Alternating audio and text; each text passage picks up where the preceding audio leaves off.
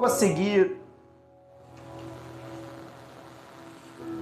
Jesus fez com que os seus discípulos entrassem no barco e fossem adiante dele para o outro lado, para Betsaida, enquanto ele despedia a multidão. E tendo-os despedido, ele subiu ao monte para orar. Ao cair da tarde, o barco estava no meio do mar.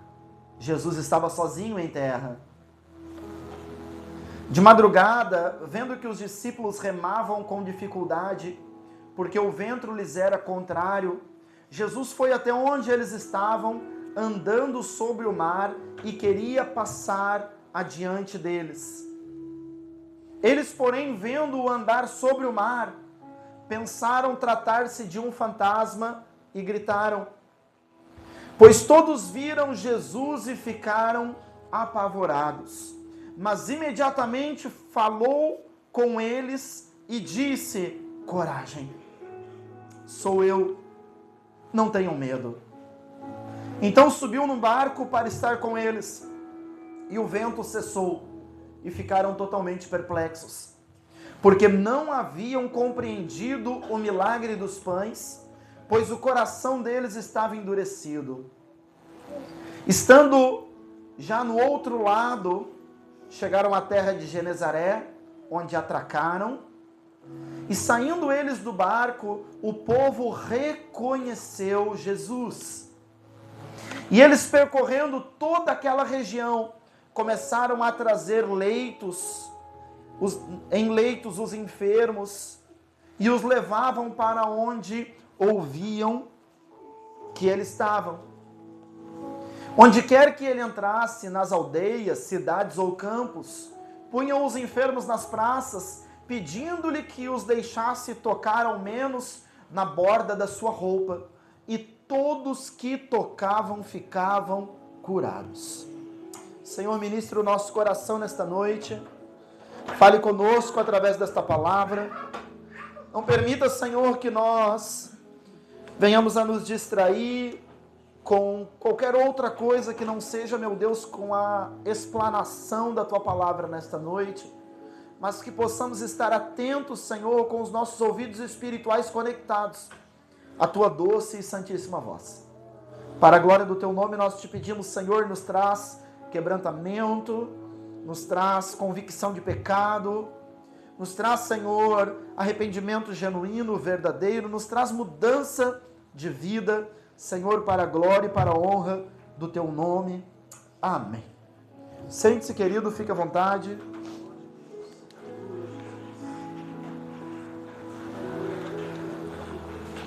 Aqui Jesus, ele libera uma palavra aos seus discípulos.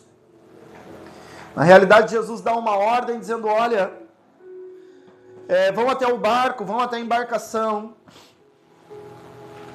e vão para o outro lado da margem. Isso é, para Betsaida. Enquanto o próprio Senhor Jesus se despedia das pessoas. Se despedia da multidão que estava ali para se encontrar com ele. Depois que Jesus termina de se despedir das pessoas, do público que ali se encontrara. E aqui eu quero até abrir um parênteses. Quantos aqui entende que a nossa referência de ministério é Jesus? Porque as multidões iam até Cristo. Mas Jesus nunca se fez alguém intocável. Quem sabe cercado de guardas e seguranças. Não, Jesus estava ali vulnerável no meio das pessoas. Se permitindo ser tocado, se permitindo ser assistido. E veja só que coisa mais interessante. Jesus não termina o culto e sai, quem sabe, escoltado para um lugar só ele sozinho, não. A Bíblia fala que Jesus libera uma palavra, gente, vão vocês para Betsaida e eu vou ficar aqui fazendo o quê? Me despedindo das pessoas. A verdade, queridos, é que no ministério de Jesus, ele agia com simplicidade, com humildade. No reino de Deus, não há espaço para estrelismo. No reino de Deus não há espaço para quem quer ser grande. No reino de Deus não há espaço para quem quer evitar as pessoas, ou para quem quer ser de alguma maneira intocável, porque você percebe que Jesus podia deixar, olha, os discípulos despedem as pessoas, não, o pessoal da organização do evento aqui resolve tudo, mas não, ele mesmo diz, olha, vai vocês, eu fico aqui, e despedindo do pessoal. Quando ele termina de se despedir, de despedir a multidão, após ter se despedido de todos, Jesus vai a um lugar à parte, para ficar só ele e o Pai. Para ter tempo de oração, para ter tempo de busca.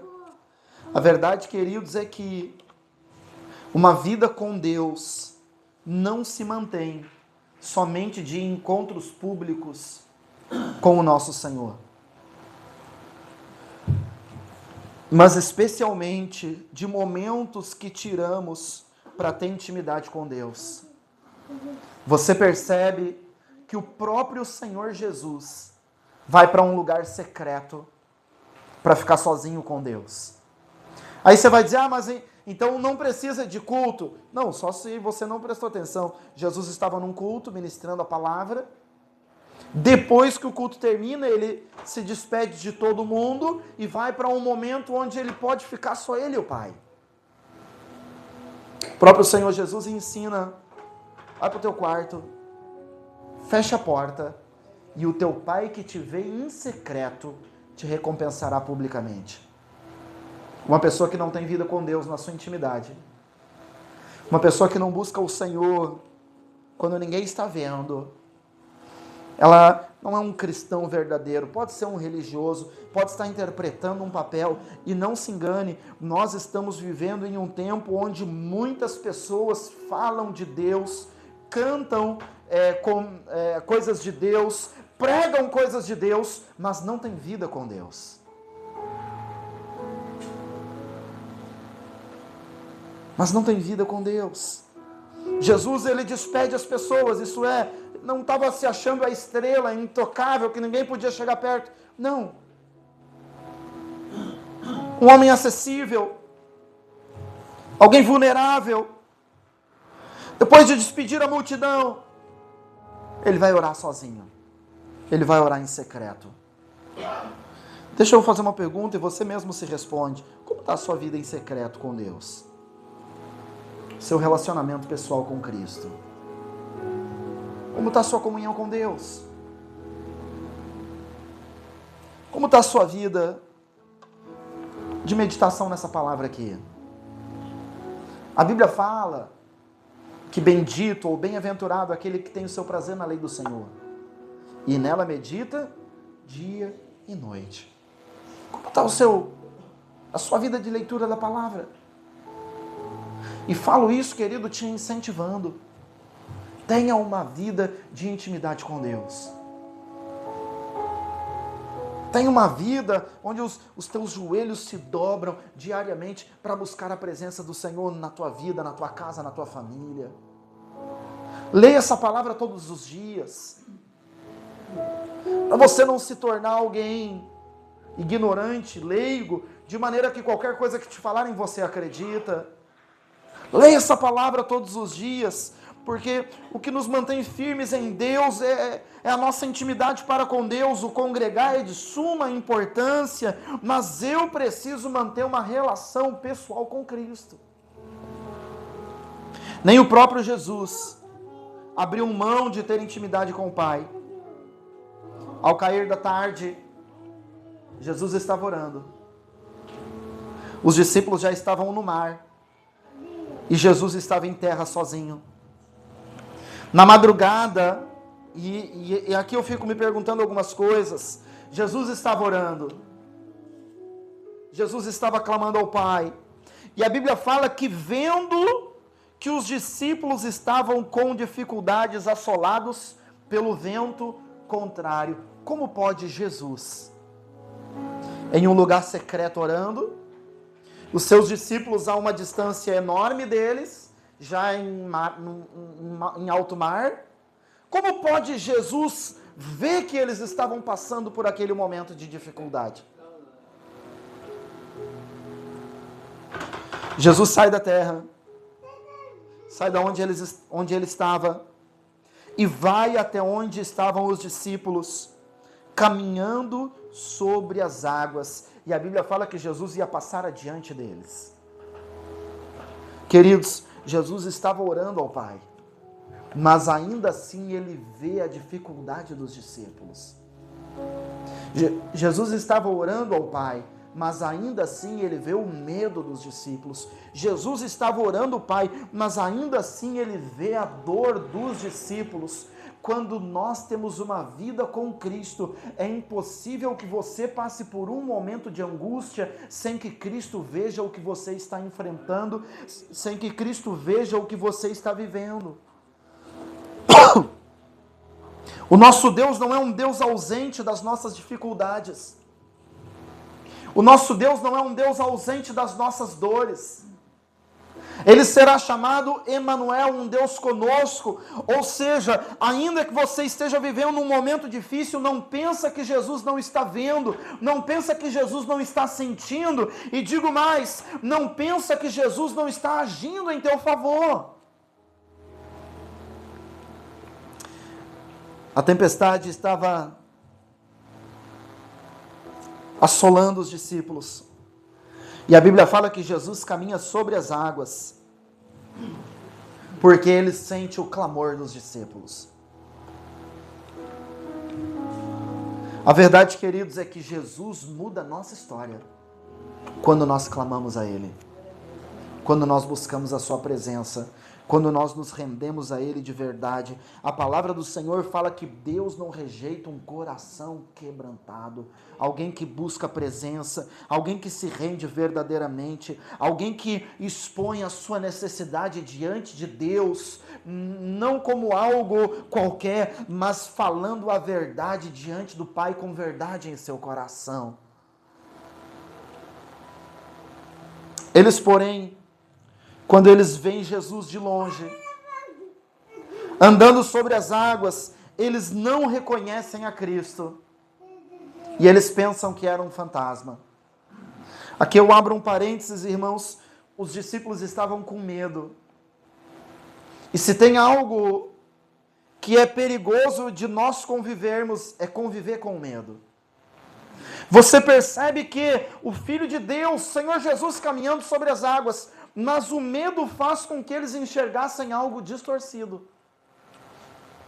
Algo que não era verdade. A verdade, queridos, é que o medo muitas vezes te cega. O medo te cega. Quantas vezes a pessoa tem uma determinada função, uma determinada atividade, e a pessoa às vezes está infeliz naquilo que ela está fazendo, mas ela não muda, por quê? Porque tem medo de mudar. Citando um exemplo, quantas pessoas às vezes estão infelizes no trabalho que estão desenvolvendo, às vezes não gostam, às vezes não tem prazer naquilo, e a pessoa não larga, por quê? Porque tem medo. Medo de repente faltar o dinheiro para pagar suas contas, medo para pagar, quem sabe, de não conseguir ser provido, o medo. Quantas pessoas ficam cegas pelo medo? E assim aquela pessoa entra ano e sai ano e ela permanece fazendo algo que ela não gosta, que ela não está feliz com aquilo. Por quê? Porque tem medo de mudar. Daqui a pouco, quando chegar lá na frente, no final da vida, vai olhar para trás e diz, poxa vida, quantos anos eu perdi? Quanto tempo eu botei no lixo? Tendo uma vida sem vergonha, tendo uma vida sem sentido, tendo uma vida sem propósito. O medo te cega. O medo, irmãos, te confunde. Olha só, os discípulos viram Jesus e eles gritam, é um fantasma. O medo traz confusão na tua mente. Quantas pessoas nesse tempo estão confusas? Por quê? Por causa do medo. Estão assombradas, estão não entendendo as coisas. Por quê? Porque estão com medo. O medo traz confusão. O medo nos paralisa.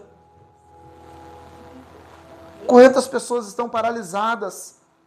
Porque estão com medo, não avançam, não crescem, não progridem. Porque por causa do medo, o medo da mudança, o medo da transformação. Por fim, o medo, quando agimos por medo, o medo é destrutivo. E o medo mata.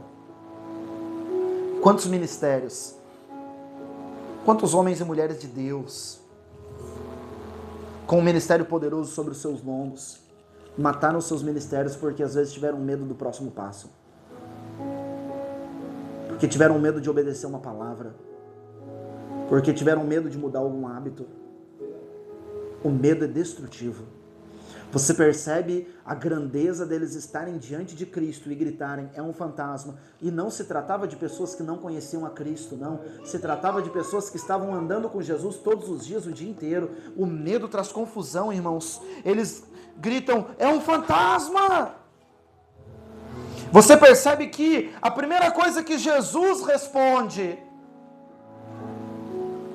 quando eles gritam, é um fantasma, a primeira coisa que Jesus fala, Jesus diz assim, coragem, não tenham medo. Coragem, não tenham medo. Queridos, ainda antes de se revelar, dizendo, gente, é Jesus, fica tranquilo, em paz, está tudo certo. Jesus repreende o medo daqueles homens. Diz, olha, vocês precisam ter coragem. Vocês não podem ter medo. Sou eu que estou aqui com vocês. Eu que vim resgatá-los. Eu que vim restaurá-los. Eu que vim colocar as coisas em ordem. Eu quero declarar pelo poder do nome de Jesus que Jesus nessa noite está repreendendo todo o medo que assola o teu coração, o medo do futuro, o medo da mudança, o medo da transformação, o medo de tomar decisões, o medo de obedecer, o medo de dar os próximos passos, que todo medo que te paralisa, que todo medo que te traz confusão, pelo poder do nome de Jesus, seja cancelado nesta noite, que você possa ouvir a voz do Mestre dizendo, coragem, sou eu, não tenha mais medo.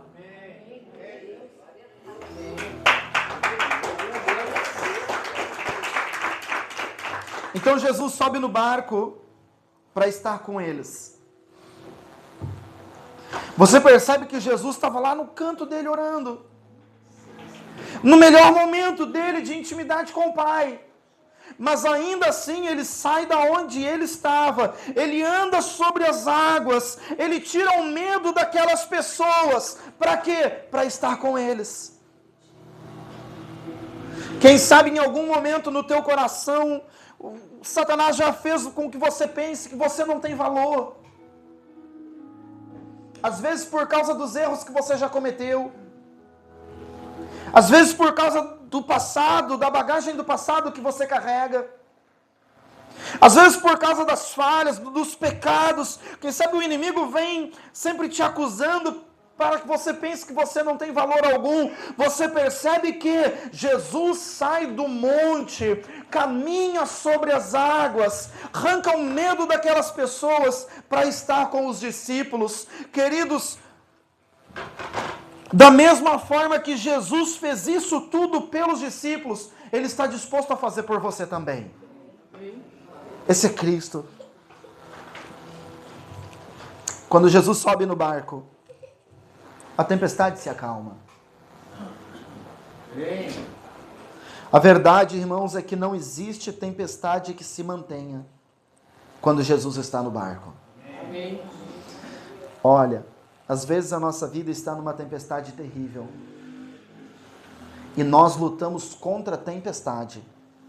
Só que por mais que você tenha a voz bonita, por mais que você tenha força nos braços, por mais que você tenha técnica, você nunca vai vencer uma tempestade. Nunca. Então como eu faço para vencer? Chama Jesus para o barco. Chama Jesus para a tua vida. Eu gosto da palavra que está em Zacarias, se não me falha a memória, que diz não por força nem por violência, mas pelo meu espírito, diz o Senhor dos Exércitos. Tem muita gente lutando com força, tem muita gente fazendo esforço e se dedicando ao máximo e não chega em lugar nenhum. Por quê? Porque é pelo Espírito Santo que você vai chegar, é pela presença do Senhor que você vai conquistar, não é pela força do teu braço, mas pela presença do Senhor na tua vida. Quando Jesus entra, a tempestade para. Os discípulos, a Bíblia fala que ficam totalmente perplexos. Eles não entendem o que estava acontecendo. Irmãos, às vezes Deus quer fazer coisas tão grandes em nossa vida, e às vezes até mesmo faz. E nós vamos ficando perplexos com a grandeza daquilo que Deus está fazendo em nosso meio. Com coisas poderosas que o Senhor vai ministrando em nossos corações. Quantas pessoas nem sequer acreditam na bênção que Deus está derramando. Isso é, fica perplexo, não consegue acreditar em algo tão grande que Deus está fazendo. Irmãos, Deus está te abençoando nesse tempo. Você precisa acreditar. Deus está derramando graça sobre a tua vida. Você precisa acreditar nisso. Quando Deus libera uma palavra, você precisa acreditar nessa palavra para viver essa palavra. A Bíblia fala que eles não entenderam o milagre da multiplicação, porque o coração deles estava endurecido. Quando você está com o seu coração duro, Deus pode até operar milagres na tua vida, mas você não vê. Quando você está com o seu coração duro, você fica cego para ver a beleza das coisas lindas que Deus tem feito. Irmãos, quantas pessoas estão vivendo assoladas, não conseguem ter prazer, não conseguem ter alegria na vida. Um coração duro torna essas pessoas cegas para a bondade de Deus, para a grandeza do Senhor. Então, você percebe que os discípulos, eles não tinham conseguido entender a grandeza do milagre da multiplicação. Eu quero declarar pelo poder do nome de Jesus, que milagres sejam realizados na tua vida, que coisas lindas no Senhor aconteçam na tua história, que Deus possa trazer cura, que Deus possa trazer libertação, que Deus possa trazer mudança pelo poder do nome de Jesus, e você possa não somente entender, mas você possa desfrutar com confiança de um Deus que é forte, de um Deus que é poderoso, de um Deus que pode todas as coisas, que o teu coração não fique sem entender o que está acontecendo, mas que você desfrute dos milagres do Senhor na tua vida. Irmão, creia em milagre, porque milagres são reais. A viagem termina e eles chegam do outro lado. Quem sabe em algum momento aqueles discípulos pensaram: meu Deus, nós vamos morrer nessa tempestade. Mas eles não morreram, por quê? Porque Jesus estava no controle. Quantos momentos você pensou que você não ia conseguir avançar? Que você não ia conseguir vencer? Queridos, de repente, nesse momento você está passando por um momento na tua vida que você diz: olha, eu acho que eu não vou conseguir. Eu acho que não vai dar certo. Só que a verdade, queridos, é que quando Jesus está no barco, o destino é certeiro. Por mais que a tempestade se levante, por mais que a dificuldade venha, o nosso destino é chegar onde Jesus ordenou que nós chegássemos. Jesus libera uma palavra para os discípulos dizendo: olha, vão para o outro lado. Então a tempestade podia ser contrária, o vento podia ser contrário, a maré podia ser contrária, mas o único lugar onde eles poderiam atracar seria do outro lado, porque a natureza obedece à voz do Senhor.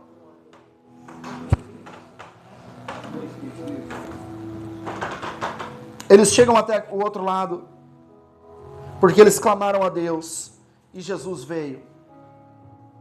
Quando eles chegam do outro lado, a Bíblia fala que eles começam a percorrer aquela região de Betsaida, e muitas pessoas traziam os doentes, os enfermos, até Jesus.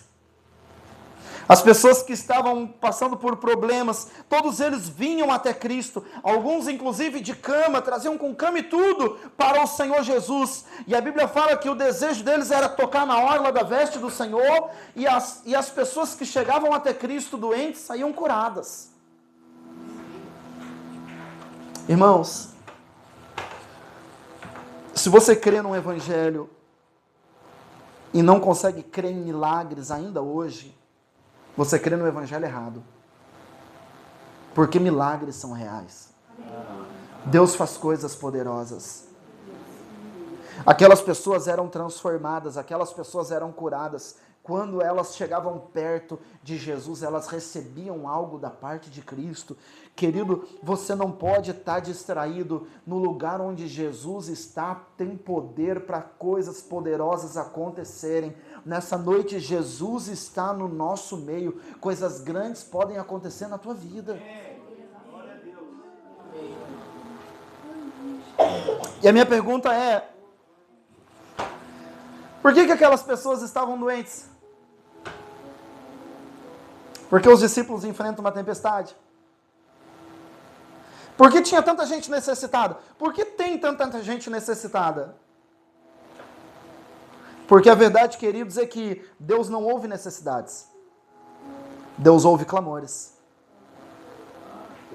Deus não ouve circunstância. Deus ouve orações.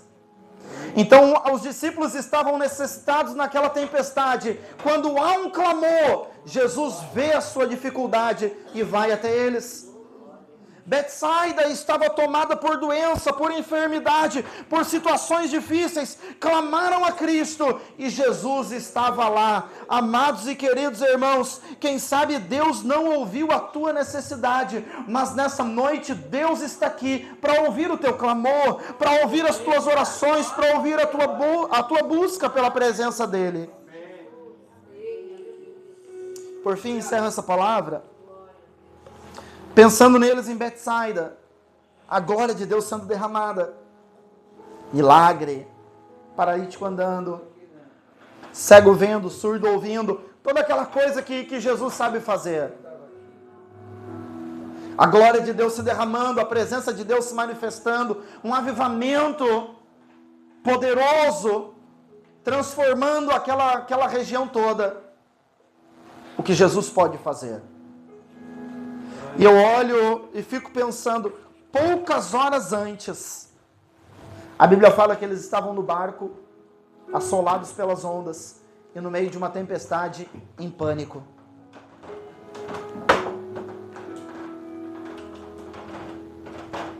No meio de uma dificuldade terrível.